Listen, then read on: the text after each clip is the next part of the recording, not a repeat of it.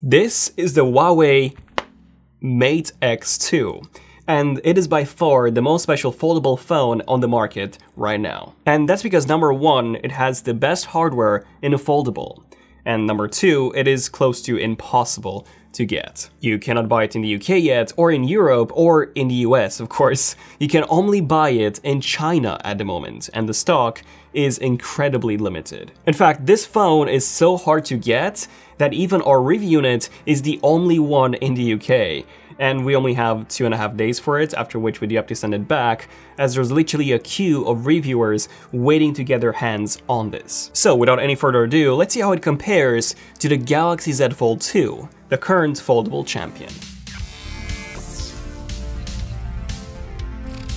My foldable smartphone journey started with the Fold 1 in April 2020, after which I got the Z Fold 2 as soon as it came out in September 2020. I've used each as my main Android phone alongside my iPhone, and the Fold 2 was for me the perfect foldable phone, as it fixed all the complaints that I had with the Fold 1, such as the small external display, the massive notch, the overall durability, and also added some unexpected features, such as the new hinge that you can stop at any point you wanted. In fact, the Z Fold 2 was so good that two of my team members, Harry and Josh, both got one as well. So we actually have 4 Z Fold 2s in the office, as we have another one just for shots. But it turns out that this new foldable phone from Huawei tops even the Z Fold 2, at least when it comes to the hardware. Right off the bat, the Mate X2 fully changes the design philosophy of Huawei's Mate X and Mate XS, which both used a single foldable display that folded on the outside,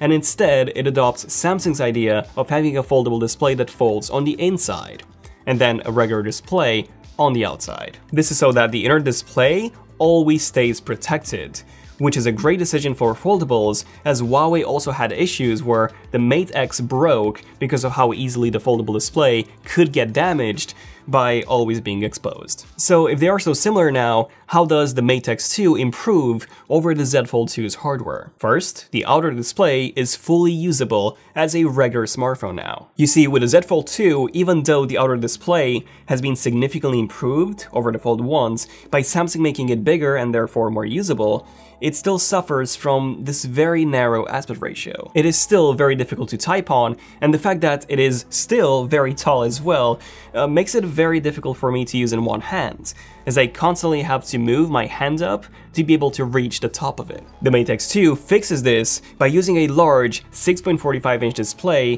which has a more conventional aspect ratio when compared to the Z Fold 2s. And this is also a 90Hz display, rather than it being a 60Hz panel like on the Z Fold 2. In fact, this display is so good that I can pretty much do everything on it without the need to even open it up. Whereas with the Z Fold 2, I only use the outer display probably about 20% of the time, with the remaining 80% going to the inner display. Second, we have the camera. The Z Fold 2 uses the same main and ultra-wide modules as the Galaxy S20, not the S20 Ultra, but the regular S20, with a telephoto being the same as on the S10. And I'm not saying that the camera is bad or anything, as the main sensor captures a lot of light with its large 1.8 micron sized pixels. But the fact that we don't have anything more than 2x zoom is a bit disappointing when other flagships have crazy numbers like 5x or 10x optical. Well, the Mate X2 fixes that by using a true flagship camera. Its main sensor is a 50 megapixel sensor, 1/1.28 inches in size, with 4:1 pixel binning, as opposed to the smaller 12 megapixel 1/1.76 inch sensor on the Z Fold 2. You can take a look at a few more samples here from the main camera and see how they compare. So let us know in the comments which one you think has the superior main camera module. The telephoto module is definitely superior on the Mate X2, as we not only have one of them, but two. So the first one is a 12 megapixel 3x optical zoom module, which already gives us more zoom range than the single 2x module on the Z Fold 2, and then the second one is an 8 megapixels 10x optical zoom module, which uses a periscope lens to achieve an incredible level of zoom. That just blows the Z Fold 2 zoom out of the water. And then we have the ultra-wide-angle module, which is a 12 megapixel f2.2 on the Z Fold 2 versus a 16 megapixel f2.2 on the Mate X2.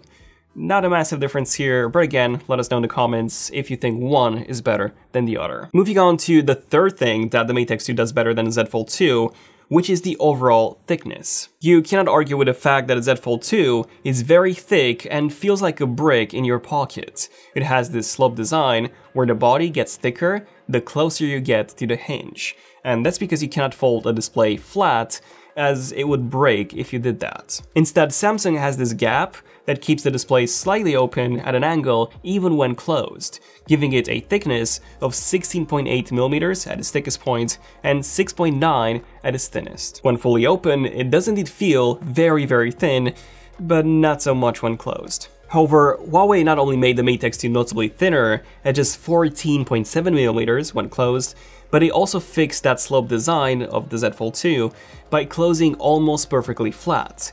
But how did they manage to do that? Well, if you look closely when closing the display, you can see how the display still remains curved on the inside, but then the body of the phone becomes thinner in order for it to be able to close flat. Okay, that's pretty genius. I'm actually very impressed here. And I gotta say, just holding it in my hand, the Mate X2 feels so much better than the Z Fold 2. Oh yeah, the Z Fold 2 is installing an update now. But yeah, it feels way more usable and similar to how an S21 Ultra with a case would feel like, rather than feeling like an actual foldable phone. When unfolded, it does feel pretty thick on one side and super thin on the other, as opposed to the Z Fold 2, which feels more symmetrical and more uniform, which kind of reminds me of when I was using the Z Fold 2 with a case on. But overall, the Mate X2 feels in the hand how I would want the Z Fold 3 to feel like. Speaking of the changes that the Z Fold 3 needs to make, let's talk about the crease. So on the Z Fold 2, it is noticeable, although you will quickly forget about it after just a few minutes of use, but on the Mate X2, Huawei has somehow managed to pretty much remove it entirely, to the point where you cannot see it, and you can only very, very barely feel it. On top of that, there are so many things that the Mate X2 does better. For example, it comes with a free case in the box, which also includes a kickstand, whereas with the Z Fold 2, you have to buy that separately. It also comes with a super fast 66-watt charger in the box, as opposed to the 25-watt charger that the Z Fold 2 comes with. We also get advanced face scanning tech on the front, similar to what we have on the iPhone, which is something that the Z Fold 2 lacks. Oh, and we also get an IR blaster. When was the last time we had that on a phone? So now that we took a look at how the Mate X2 improves over the Z Fold 2, let's take a look at the things that the Z Fold 2 actually does better. The first one being the hinge that you can actually stop at any point you want. So you can use this for watching videos, and even in some apps that do take advantage of this. It's really, really cool. I do like it a lot.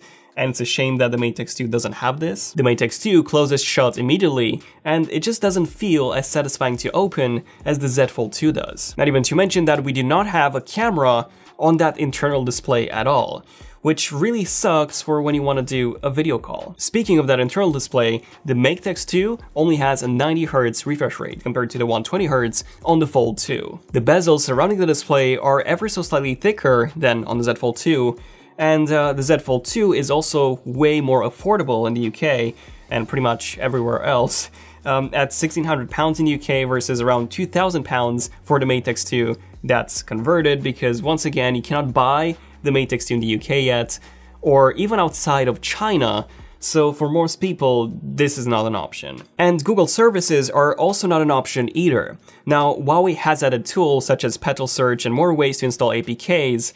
Now, the thing is, we actually tried doing that on this, just getting petal search, and we couldn't find it anywhere in the app gallery. So, I don't know, I think this is a locked Chinese version, so if you want to buy this from China, at least on our unit, we couldn't get any Google apps installed, so do keep that in mind. I did ask Huawei about this, and they said that petal search should be an option on any Mate X2 phone, even if it's bought from China, so maybe, I don't know, ours is a bit more restricted, we don't know. But yeah, if you apparently buy it, according to Huawei at least, you should be able to have it and easily, or more easily, download APKs. But anyway, the thing is that it's a major hassle to get your, Google stuff on this phone, since there's no Play Store, and getting updates requires more steps, reason why honestly, I cannot recommend this phone for anyone outside of China. But for anyone in China, if you're watching this video from China, which you probably aren't, but if you are, then this is the best foldable that you can get.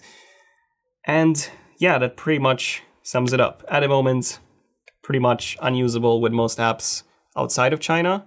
But hopefully that will change soon when this releases in the UK. Hopefully pedal search would be installed.